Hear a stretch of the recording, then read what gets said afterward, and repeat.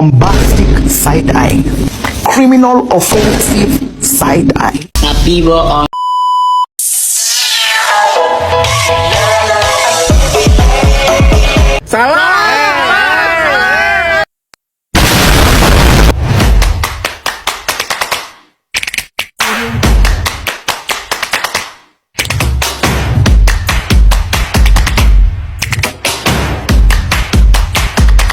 Meanwhile, A few moments later.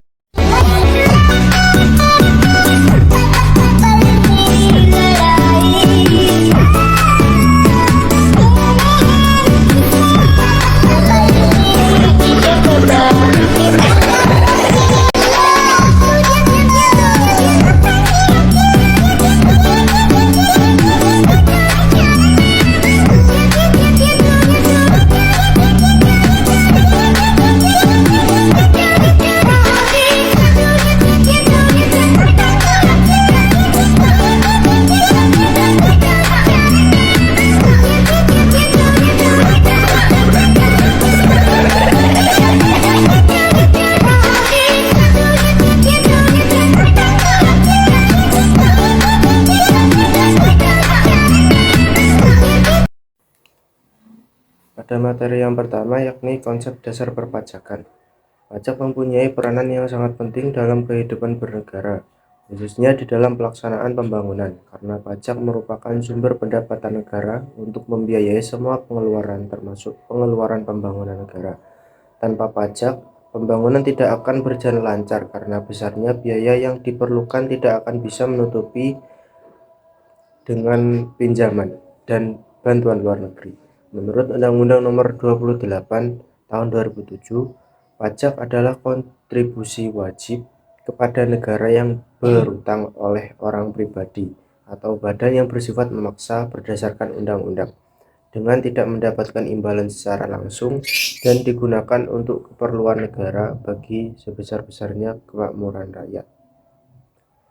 Selanjutnya, materi kedua yakni perpajakan menurut para ahli. Menurut Prof. Dr. Rahmat Sumitro SH tahun 2012, pajak adalah iuran rakyat kepada kas negara berdasarkan undang-undang yang dapat dipaksakan dengan tidak mendapatkan jasa timbal balik yang langsung dapat ditunjukkan dan yang digunakan untuk membayar pengeluaran umum. Selanjutnya, menurut S.I. Jayadiningrat tahun 2012 berpendapat bahwa pajak adalah suatu kewajiban menyerahkan sebagian dari kekayaan ke kas negara yang disebabkan suatu keadaan, kejadian, dan perbuatan yang memberikan kedudukan tertentu, tetapi bukan sebagai hukuman, menurut peraturan yang ditetapkan pemerintah serta dapat dipaksakan, tetapi tidak ada jasa timbal balik dari negara secara langsung untuk memelihara kesejahteraan secara umum. Selanjutnya, menurut Dr. N.J. Feldman tahun 2012 berpendapat bahwa pajak adalah prestasi yang dipaksakan sepihak oleh dan terutang kepada penguasa, buka kurung, menurut norma-norma yang ditetapkan secara umum, tutup kurung, tanpa adanya kontras prestasi dan semata-mata digunakan untuk menutup pengeluaran umum. Selanjutnya adalah tujuan dan fungsi perpajakan. Perpajakan bertujuan untuk mengumpulkan pendapatan yang diperlukan pemerintah guna membiayai berbagai kegiatan dan program publik.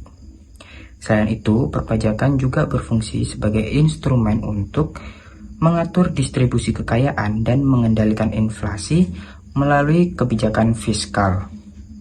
Di Indonesia sendiri, pajak sejatinya memiliki 4 fungsi, yaitu yang pertama fungsi anggaran atau budgeter, yang kedua memiliki fungsi mengatur atau regulate, dan selanjutnya yang ketiga adalah fungsi stabilitas, dan yang terakhir adalah fungsi redistribusi pendapatan. Yang pertama itu awal tadi adalah fungsi anggaran atau budgeter. Menjadi sumber pendapatan negara, pajak memiliki fungsi untuk membiayai pengeluaran-pengeluaran negara seperti menjalankan tugas-tugas rutin negara dan melaksanakan pembangunan. Yang kedua adalah fungsi mengatur atau regulate. Pemerintah dapat mengatur pertumbuhan ekonomi melalui kebijakan atau kebijaksanaan pajak. Dengan fungsi mengatur, pajak digunakan sebagai alat untuk mencapai tujuan. Yang ketiga tadi adalah fungsi stabilitas. Adanya pajak membantu pemerintah dalam memiliki dana untuk menjalankan kebijakan yang berhubungan dengan stabilitas harga sehingga inflasi dapat dikendalikan. Dan yang terakhir adalah fungsi redistribusi pendapatan. Pajak yang sudah dipungut oleh negara akan digunakan untuk membiayai semua kepentingan umum, termasuk juga membiayai pembangunan sehingga dapat membuka kesempatan kerja yang akhirnya dapat meningkatkan pendapatan masyarakat. Pajak di Indonesia ada 3 sistem pajak di Indonesia, yaitu yang pertama sistem self assessment, yaitu sistem ini memungkinkan wajib pajak untuk menentukan sendiri besarnya pajak yang harus mereka bayarkan. Dalam sistem ini, wajib pajak memiliki tanggung jawab untuk menghitung, mengestimasi, membayar, dan melaporkan jumlah pajak yang mereka haruskan. Yang kedua, sistem official assessment. Dalam sistem ini, besarnya pajak yang harus dibayar oleh wajib pajak ditetapkan sepenuhnya oleh institusi pemungut pajak. Wajib pajak hanya perlu bersifat pasif dan menunggu untuk menerima pemberitahuan mengenai jumlah pajak yang telah ditetapkan oleh institusi pemungut pajak. Yang ketiga, sistem withholding assessment. Sistem ini melibatkan perhitungan jumlah pajak oleh pihak ketiga yang bukan merupakan wajib pajak atau aparatur pajak. Dalam sistem ini, pihak ketiga ini bertanggung jawab untuk menghitung dan menahan sebagian pendapatan wajib pajak untuk kemudian disetorkan ke institusi pemungut pajak sesuai dengan peraturan yang berlaku. Oke, selanjutnya saya akan menjelaskan peran pemerintah dalam perpajakan, yakni 1. Merealisasikan tujuan negara. Pemerintah menggunakan pajak sebagai alat mencapai tujuan negara dalam menjalankan amanah konstitusi negara yang terdapat pada alinea keempat pembukaan Undang-Undang Dasar 1945, yaitu melindungi segenap bangsa Indonesia dan seluruh tumpah darah Indonesia, memajukan kesejahteraan umum, mencerdaskan kehidupan bangsa, dan ikut melaksanakan ketertiban dunia yang berdasarkan kemerdekaan, perdamaian, dan keadilan sosial. 2. Stabilitas, yakni pajak dapat digunakan untuk mencerminkan kebijakan perekonomian suatu negara, seperti dengan adanya bea cukai yang masuk dengan nilai tinggi untuk produk luar negeri. Dan yang ketiga, yakni pengendalian tindakan penghindaran pajak. Pemerintah menggunakan konsep manajemen pembangunan yang berdasarkan dengan demokrasi dan penyesuaian harga pasar, penghindaran salah alokasi investasi, dan menjalankan disiplin anggaran administratif atau bisa disebut dengan good governance untuk mencegah tindakan penghindaran pajak seperti yang diimplementasi sistem perpajakan yang transparan dan efisien. 4. Peran pemerintah dalam perpajakan, yaitu untuk membangun negara. Pajak berfungsi sebagai sumber pendapatan negara untuk membiayai pengeluaran negara, termasuk pembangunan infrastruktur, pendidikan, transportasi, kesehatan, keamanan, dan ketertiban, melaksanakan pembangunan di daerah agar mampu menciptakan iklim kondusif dalam melaksanakan pembangunan AM. Dan yang nomor 5, mengatur pertumbuhan ekonomi. Pemerintah pajak sebagai alat untuk mengatur pertumbuhan ekonomi, contohnya dengan menetapkan bea cukai yang masuk dengan nilai tinggi untuk produk luar negeri. Pemerintah dapat melindungi produk dalam negeri. Perpajakan dalam konteks ekonomi global. Munculnya ekonomi digital pada era sekarang ini dapat lebih memudahkan kita untuk bertransaksi. Salah satu contohnya yaitu transaksi dalam bidang ekonomi digital. atau perdagangan elektronik e-commerce, yang mana adalah salah satu proses transaksi yang dilakukan secara online, di mana penjual menawarkan produk jualannya secara online di media sosial dan pembeli bisa membelinya dengan cara online dan perantara yang digunakan hanya menggunakan peralatan elektronik seperti HP ataupun laptop.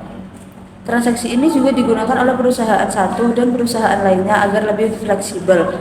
Pada era digital seperti sekarang ini, sebagian besar pajak diterapkan pada bisnis yang memiliki kehadiran fisik atau BUT di yurisdiksi pajak yang berbeda. Seperti contohnya perusahaan multinasional yang beroperasi di berbagai macam negara dan dengan memiliki staf yang ditempatkan di gedung atau kantor, pabrik, dan fasilitas lainnya. Karena tarif dan pajak metode penentu pajak bervariasi di seluruh dunia, MNC harus dapat mengelola peraturan yang beragam. Seiring dengan berkembangnya ekonomi digital, memperumit pengenaan pajak pada bisnis tradisional.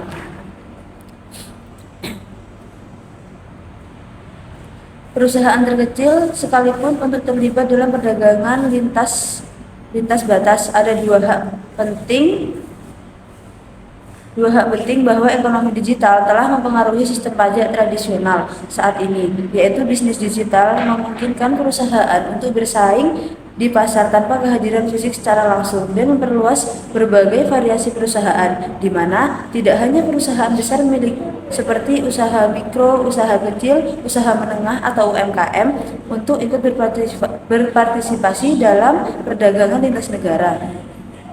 Saat ini, pasar tanpa lintas negara sudah direalisasikan melalui elektronik digital.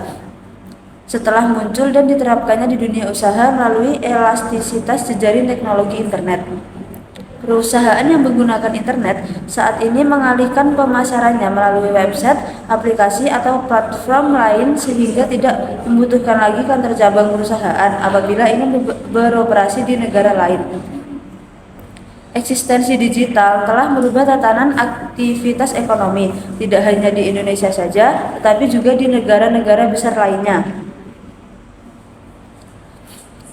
Besar potensi pendapatan yang diperoleh dari perusahaan digital membuat banyak orang yang minat dalam bidang tersebut, dan banyak juga perusahaan-perusahaan lain yang mempraktekkan hal yang sama. Mempertimbangkan adanya hal tersebut, pemberlakuan pajak dengan konsep usaha konvensional tidak bisa dipraktekkan terhadap perusahaan dengan bercirikan digital, sehingga banyak negara-negara di dunia untuk menetapkan wajib pajak terhadap perusahaan digital multinasional. Sebut saja Prancis, Inggris, Jerman, India, Australia, Malaysia, dan Indonesia. Selanjutnya, contoh kasus dan solusi. Kasus pertama, perusahaan XYZ adalah sebuah perusahaan kecil yang baru saja memulai usahanya dalam bidang manufaktur. Mereka menghadapi masalah terkait perpajakan yang perlu diatasi, yakni kesalahan pengelolaan dokumen pajak. Perusahaan ini sering melakukan kesalahan dalam pengelolaan dokumen perpajakan seperti faktur, kwitansi, dan bukti pembayaran pajak. Hal ini dapat menyebabkan ketidakakuratan dalam perhitungan pajak.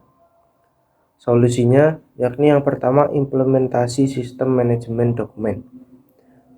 Mengimplementasikan sistem manajemen dokumen digital yang dapat membantu perusahaan dalam menyusun, menyimpan, dan mengelola dokumen perpajakan dengan lebih efisien. Hal ini dapat mengurangi resiko kesalahan dokumen. Selanjutnya, konsultasi dengan pajak. Melibatkan ahli pajak atau konsultan pajak yang dapat memberikan panduan dan saran terkait perencanaan pajak, pengelolaan dokumentasi, serta pemanfaatan fasilitas perpajakan yang tersedia. Selanjutnya adalah kasus yang kedua, yaitu ketidakpahaman aturan pajak. Manajemen perusahaan kurang memahami aturan perpajakan yang berlaku. Mereka kesulitan dalam menentukan besaran pajak yang harus dibayarkan dan mekanisme pelaporan yang benar. Solusi dari kasus yang kedua adalah pelatihan perpajakan, yaitu memberikan pelatihan kepada manajemen dan staf perusahaan tentang aturan perpajakan yang berlaku. Hal ini dapat dilakukan secara berkala untuk memastikan pemahaman yang baik. Selanjutnya adalah kasus ketiga, yaitu PT ASEAN Agri Group atau AAG telah diduga melakukan penggelapan pajak atau tax evasion selama beberapa tahun terakhir sehingga menimbulkan kerugian negara senilai triliunan rupiah. Belum lagi gelar penyelidikan, berkembang wacana mengenai penyelesaian kasus itu di luar pengadilan. Hal ini sangat menggelisahkan kalangan yang menginginkan tegaknya hukum dan terwujudnya keadilan tanpa pandang bulu. Solusinya yaitu reformasi pajak perlu dilakukan. Nah, Kementerian Keuangan Sri Mulyani Indrawati masih melakukan usaha demi meningkatkan jumlah kepatuhan pajak. Masih banyak perusahaan di Indonesia yang melakukan aksi penghindaran dan penggelapan pajak. Penggelapan itu ada karena Indonesia mempunyai perekonomian terbuka sehingga memunculkan beberapa celah yang dimanfaatkan perusahaan untuk menghindari pajak. Selanjutnya yakni kasus 4. Seorang individu memiliki beberapa sumber penghasilan, termasuk gaji dari pekerja tetap, penghasilan dari investasi, dan penghasilan tambahan dari usaha sampingan. Individu tersebut tidak memiliki pemahaman yang baik tentang bagaimana menyusun laporan pajaknya dan memanfaatkan potensi pengurangan pajak yang tersedia. Solusinya yakni individu tersebut dapat meminta bantuan dari seorang konsultan pajak untuk membantu menyusun laporan pajaknya dengan benar dan memanfaatkan semua potensi pengurangan pajak yang tersedia sesuai dengan peraturan perpajakan yakni berlaku. Selain itu, individu tersebut juga bisa mengikuti kursus atau seminar perpajakan untuk memahami lebih dalam tentang tata cara pelaporan pajak dan strategi pengurangan pajak yang sesuai dengan situasi. Dengan demikian, individu tersebut dapat mengoptimalkan kewajiban pajaknya dan meminimalkan risiko pelanggaran perpajakan. Selanjutnya kasus yang nomor 5, yaitu seorang pengusaha kecil memiliki usaha warung makan sederhana. Selama beberapa tahun terakhir, dia tidak melakukan pencatatan pendapatan dan pengeluaran usahanya secara teratur.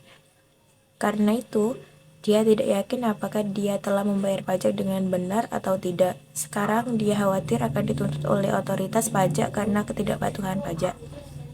Solusi dari kasus yang kelima yaitu yang pertama adalah membantu pengusaha tersebut untuk melakukan pencatatan pendapatan dan pengeluaran secara teratur. Hal ini dapat dilakukan dengan menyusun sistem pencatatan sederhana menggunakan aplikasi atau spreadsheet yang mudah dipahami. Selanjutnya, pengusaha tersebut harus melakukan konsultasi dengan seorang akuntan atau konsultan pajak untuk meninjau kembali catatan keuangan dan menentukan kewajiban pajak yang belum dipenuhi. Selain itu, pengusaha tersebut perlu membayar pajak yang tertunggak sesegera mungkin untuk menghindari sanksi lebih lanjut. Terakhir, pengusaha tersebut harus menjaga pencatatan keuangan yang akurat dan teratur untuk memastikan kepatuhan pajak di masa depan. Selanjutnya kasus ke-6. Kasus perhitungan pajak PT X merupakan badan usaha tetap BUT X Ltd Kamboja non-treaty partner pada tahun 2019, laba 6 miliar rupiah. Setelah melakukan rekonsiliasi fiskal pada laporan laba rugi, diperoleh penghasilan karena pajak sebesar 4,5 miliar. PT X mempunyai kredit pajak berupa PPh pasal 21 sebesar 200 juta rupiah dan PPh pasal 23 sebesar 140 juta rupiah. Solusinya yakni melakukan rekonsiliasi fiskal dengan benar untuk mendapatkan penghasilan kena pajak yang tepat.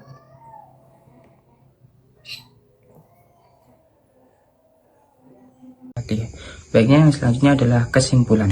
Kesimpulannya adalah pajak adalah sumber utama pembiayaan negara dan pembangunan nasional yang sumbernya dapat diperbaharui atau renewable resource sesuai dengan perkembangan yang terjadi serta merupakan salah satu kewajiban kenegaraan yang nantinya akan dikembalikan kepada masyarakat luas. Oleh karenanya, setiap anggota masyarakat wajib berperan aktif dalam melaksanakan sendiri kewajiban perpajakan.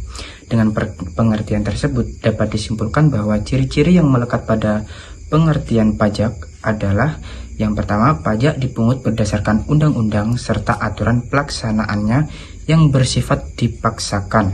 Yang kedua, dalam pembayaran pajak tidak dapat ditunjukkan adanya kontraprestasi individual oleh pemerintah.